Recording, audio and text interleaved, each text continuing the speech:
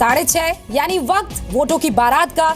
आज वोटों की बारात में हम आपको बताएंगे कि नेतागण कैसे वोटों के लिए टोटकों का सहारा ले रहे हैं, यानी वोटों को लेने के लिए टोटका फॉर्मूला कैसे उत्तर प्रदेश में अपनाया जा रहा है। और इससे कोई पार्टी अछूती नहीं है, चाहे समाजवादी पार्टी हो, कांग्रेस हो या बीएसपी या बीजेपी, कैसे ले रहे हैं टोने और टोटकों का सहारा आपको बताएंगे। लेकिन उससे पहले 25 बड़ी खबरें जहां हो रहे हैं विधानसभा चुनाव इस बार।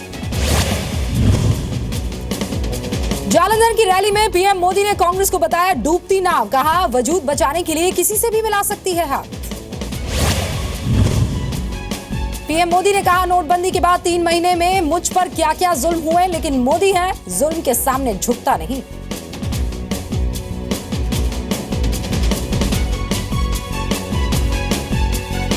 पीएम मोदी ने किया राजनीति से करप्शन खत्म करने का ऐलान, कहा मैं राजनीति करने नहीं देश बदलने का प्रण करने निकला हूं। पीएम मोदी ने सिंधु नदी का पानी पंजाब की धरती को देने का वादा किया, कहा सर्जिकल स्ट्राइक के बाद पंजाब का हर शख्स खुद को जीता हुआ महसूस कर रहा है। पीएम ने कहा पंजाब बादल साहब को तीसरी बार सीएम बनाकर रचेगा इतिहास, कांग्रेस की तरह बादल साहब ने न दिल बदला न दल। पंजाब में कांग्रेस जीती तो अमरिंदर को मिलेगी कमान, अमृतसर के मजीठा में कांग्रेस उपाध्यक्ष राहुल गांधी ने किया ऐलान। मजीठा रैली में अकाली दल पर राहुल का तंज, कहा पूरे पंजाब पर अपना हक समझते हैं अकाली दल के नेता। पंजाब के मजीठा में कांग्रेस नेता नवजोत सिंह सिद्धू की रैली, किया पंजाब को नशा मुक्त बनाने का वादा। नवजोत सिंह सिद्धू ने अरविंद केजरीवाल को बताया काला अंग्रेज। कपूरथला में कहा दिल्ली से 500 लोग लाकर पंजाब पर राज करना चाहते हैं केजरीवाल। लुधियाना में आबकारी विभाग ने 2 गाड़ियों से पकड़ी शराब की 49 पेटियां, लेकिन आरोपी हुए फरार। यूपी चुनाव में 12 रैलियां करेंगे प्रधानमंत्री नरेंद्र मोदी, 6 अलग अलग इलाकों में होगी 2-2 रैलियां। 29 जनवरी से यूपी में चुनाव प्रचार शुरू करेंगे राहुल गांधी। अखिलेश डिंपल से मुलाकात के बाद कर सकते हैं साझा प्रेस कॉन्फ्रेंस। यूपी में मुख्यमंत्री अखिलेश यादव नहीं लड़ेंगे विधानसभा चुनाव, प्रचार में पूरी ताकत झोंकने की बात कही। मुलायम और शिवपाल को मिली सुप्रीम कोर्ट से राहत, सरकारी फंड के दुरुपयोग के मामले में गर्मी की छुट्टी तक टल गई है सुनवाई। यूपी के सीएम अखिलेश यादव ने बजट की तारीख पर चिंता जताई है, पीएम मोदी को चिट्ठी भी लिखी। अखिलेश ने लेटर में लिखा है बजट में यूपी के लिए विशेष योजना की संभावना कम है, 20 करोड़ निवासियों पर असर पड़ेगा इसका। यूपी के सिद्धार्थनगर में टिकट बंटवारे पर योगी आदित्यनाथ का विरोध, डुमरियागंज में टिकट के दावेदारों ने की उम्मीदवार बदलने की मांग। गाजीपुर की मोहम्मदाबाद सीट पर बीएसपी नेता विनोद राय के बागी तेवर, अपना टिकट कटने के बाद किया सिकबतुल्ला अंसारी का विरोध करने का ऐलान। टिकट नहीं मिलने से नाराज प्रत्याशियों को मनाने में जुट गए हैं रामगोपाल यादव। शिकोहाबाद से बागी निर्दलीय प्रत्याशी लाखन सिंह से की मुलाकात। यूपी के इटावा में शिवपाल यादव का बयान, कहा धर्म युद्ध है इस बार का विधानसभा चुनाव। यूपी के मुसलमानों को असदुद्दीन ओवैसी की सलाह, तमिलनाडु के मुसलमानों की तरह खुद पर करे भरोसा। ग्रेटर नोएडा में पुलिस ने चेकिंग के दौरान गाड़ी से जब्त किए 12 लाख कैश, चुनाव में बांटने के लिए इस्तेमाल होने का अंदेशा है। हरीश रावत ने पर्चा दाखिल करने से पहले दक्षेश्वर महादेव मंदिर में पूजा की, हरिद्वार ग्रामीण विधानसभा सीट से लड़ेंगे चुनाव। उत्तराखंड में यमकेश्वर विधानसभा सीट से बीजेपी के बागी नेता शैलेंद्र रावत का बयान, कांग्रेस से बीजेपी को हराएंगे। कांग्रेस से टिकट ना मिलने के बाद भवतेश आचार्य ने निर्दलीय भरा पर्चा, सितारगंज से अब लड़ेंगे चुनाव।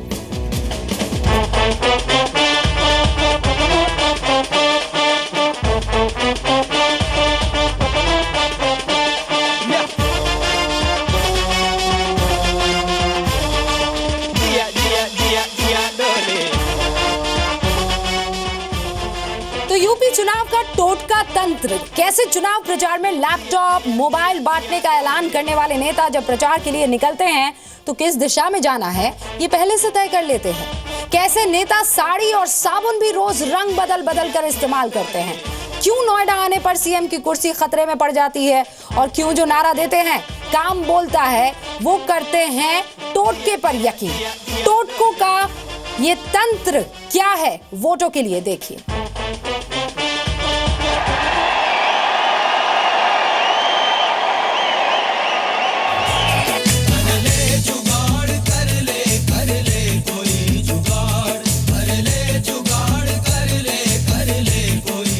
रैली में जुड़ी भीड़ और वोटर यानी जीत का भरोसा,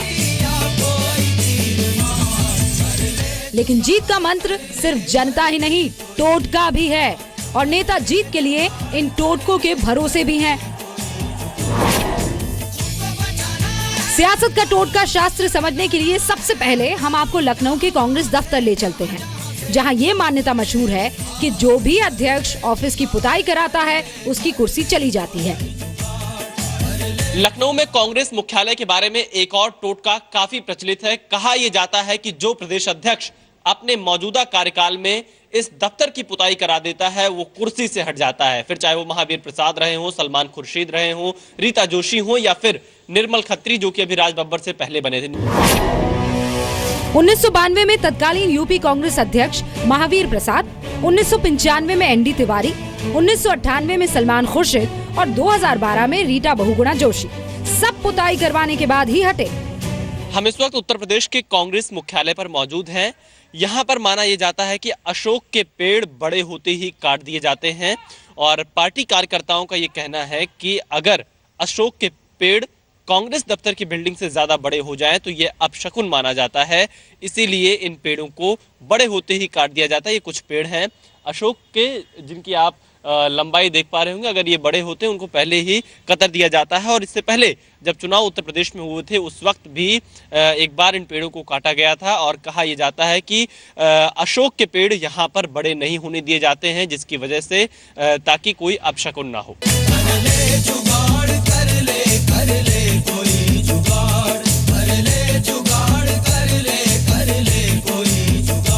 देखिए ये सब बेकार बातें हैं। कांग्रेस अंधविश्वास में नहीं करती है, यह अंधविश्वास है। कांग्रेस एक सेकुलर पार्टी है, सर्वधर्म समभाव की पार्टी है, और ये कहना कि कोई पुताई होता है, कोई अध्यक्ष चला जाता है, ये फिजूल की बातें हैं। यूपी कांग्रेस दफ्तर के बाद अब जरा लखनऊ में बीजेपी ऑफिस चलिए। लखनऊ में भारतीय जनता पार्टी दफ्तर में एक बहुत पुराना पेड़ आंधी में गिर गया तो पार्टी कार्यकर्ता खुश हुए। आखिर क्यों, ये समझिए। हम इस वक्त लखनऊ में बीजेपी मुख्यालय पर मौजूद हैं। बताया ये जा रहा है कि कुछ वक्त पहले इसी जगह पर जहां हम खड़े हैं एक पेड़ हुआ करता था, जिसकी वजह से यहां पर जो लोग भाजपा कार्यालय के अंदर होते थे उन्हें विधानसभा दिखाई नहीं पड़ती थी, और कहा यह जा रहा था कि एक टोटका था जिसकी वजह से भारतीय जनता पार्टी यूपी में पिछड़ती हुई जा रही थी। लेकिन अब से कुछ सालों पहले एक आंधी में यहाँ पर जो 4-5 पेड़ थे वो गिर गए, जिसके बाद से ये कहा जाने लगा है कि बीजेपी की लहर यहाँ उत्तर प्रदेश में बढ़ी है। पर क्या टोटके, अंधविश्वास, इस पर यकीन किया जा सकता है? क्योंकि कई लोगों का ये दावा है कि ये काफी कुछ तय करता है राजनीति में भी और हर जगह। लेकिन क्या भाजपा का ये पेड़ वाला टोटका बीजेपी को यूपी में आने से रोक रहा था और अब पेड़ नहीं है, तो आगे नतीजे क्या होंगे? क्या टोटके का असर यूपी में नतीजों पर भी दिखाई पड़ेगा? इतना ही नहीं, बीजेपी पार्टी ऑफिस के मेन गेट को भी वास्तु के हिसाब से बदल दिया गया है। पहले विधानसभा के सामने वाले दरवाजे से मुख्य भवन में एंट्री होती थी, अब इसे बगल के दरवाजे से कर दिया गया है। भारतीय जनता पार्टी का धर्म के प्रति अटूट आस्था है, किंतु हम लोग अंधविश्वास और टोने टोटकों पर कतई भरोसा नहीं करते। हम चुनाव में अपने बूथ अध्यक्षों के बल पर, अपने केंद्र की सरकार के कामों के बल पर और अखिलेश यादव की सरकार के द्वारा जो जनविरोधी काम किए गए उस पे जो हमारा संघर्ष रहा 5 साल, उसके बल पे चुनाव जीतने जा रहे हैं। अब जरा लखनऊ से दिल्ली की ओर बढ़िए, जहां दिल्ली से सटे नोएडा को लेकर कहावत है कि जो सीएम नोएडा आता है उसकी कुर्सी छिन जाती है।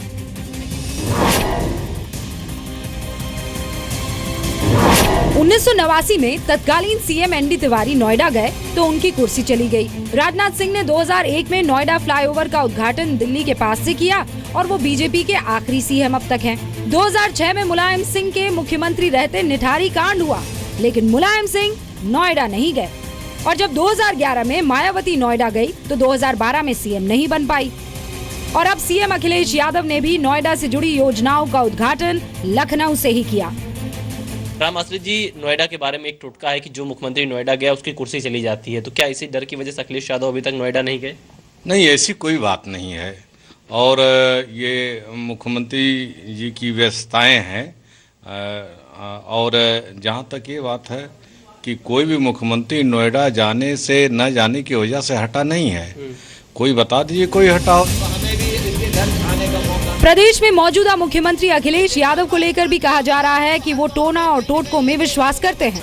मौजूदा चुनाव के लिए अखिलेश यादव ने अपनी चुनावी अभियान की शुरुआत सुल्तानपुर से की है, जहां वोटिंग 5वें चरण में होनी है। जानकार कहते हैं कि पहले चरण में चुनाव पश्चिमी यूपी में है, लेकिन ज्योतिष के दिशाशूल नियम के मुताबिक मंगलवार को शुभ काम के लिए पश्चिम दिशा में यात्रा नहीं करते। साल 2012 में यहीं से प्रचार शुरू कर अखिलेश सत्ता में आए थे, लिहाजा उन्होंने अपनी पहली चुनावी रैली यहीं की। और जब अखिलेश यादव ने अपना रथ उन्नाव की ओर यानी पश्चिम की ओर निकाला तो खराब हो गया था। ये सिर्फ एक प्रकार का भ्रामक प्रचार है। सरकार बनती है जनता के समर्थन से, और जनता वोट देती है सरकार की नीतियों पर, उपलब्धियों के कार्यक्रमों पर। और हमें पूरा विश्वास है कि जनता फिर हमें वोट देकर के सरकार बनाएगी। क्या नोएडा चुनाव प्रचार करने जाएंगे अखिलेश यादव? अब अगर वहाँ के लोग डिमांड करेंगे और जो है अगर कार्यक्रम मांगे तो मुख्यमंत्री जी उस पर देखेंगे। चुनाव में टोने और टोटके की ये कहानी बस पेड़ पौधे, रंग रोगन और दिशाशूल तक ही नहीं है, साड़ी साबुन तक पहुंचती है साहब। कांग्रेस के कद्दावर नेता और राज्यसभा सांसद प्रमोद तिवारी ने अपने मोबाइल फोन और कार का नंबर 7000 लिया है। प्रमोद तिवारी हर रोज अलग रंग के साबुन से नहाते हैं, हर रोज उस दिन के रंग के हिसाब से कपड़े पहनते हैं। ये वोट का टोटका तंत्र है, क्योंकि जनता को जीतने के लिए हर जतन करना पड़ता है। इसलिए नेताओं ने टोटके के लिए नींबू मिर्च से लेकर लैपटॉप, मोबाइल तक को अपने चुनावी चौपाल में शामिल कर लिया है। विशाल पांडे के साथ ब्यूरो रिपोर्ट, जी मीडिया, लखनऊ। और अब वक्त हो गया है रैली रिपोर्ट का, क्योंकि आज पंजाब में प्रदेश की नहीं पूरे देश की सियासत दिखाई दी। क्योंकि आज वहां प्रधानमंत्री नरेंद्र मोदी भी थे, कांग्रेस उपाध्यक्ष राहुल गांधी भी थे। कैसे दोनों में जुबानी जंग हुई, आप देखिए। ये कांग्रेस एक इतिहास है, कांग्रेस एक बीती हुई बात है। कांग्रेस वो आखिरी सांस पे अपना गुजारा करने वाला दल है, उससे कुछ होने वाला नहीं। नरेंद्र मोदी जी भ्रष्टाचार के खिलाफ लड़ाई लड़ता है, डिमोनेटाइजेशन किया मैंने, भ्रष्टाचार के खिलाफ मैंने लड़ाई लड़ी। आप मुझे बताओ,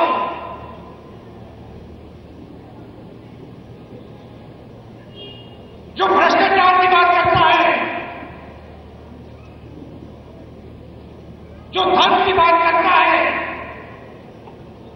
वो पंजाब में आकर अकाली दल के साथ खड़े होकर भ्रष्टाचार की बात कैसे कर सकता है?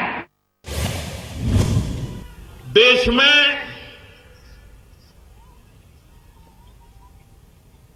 दलों को भी देखा है और आपने नेताओं को भी देखा है। ये कांग्रेस पार्टी पता ही नहीं चल रहा है इसका रंग क्या है, रूप क्या है, राह क्या है, कुछ पता ही नहीं चल रहा है।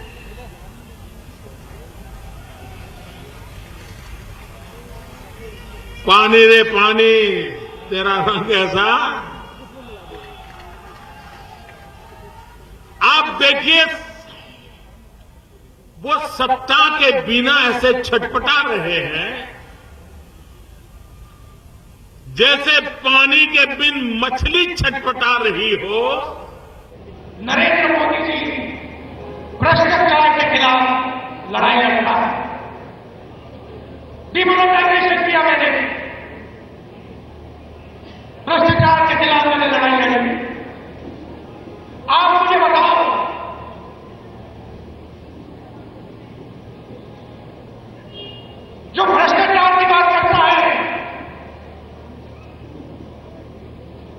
जो धर्म की बात करते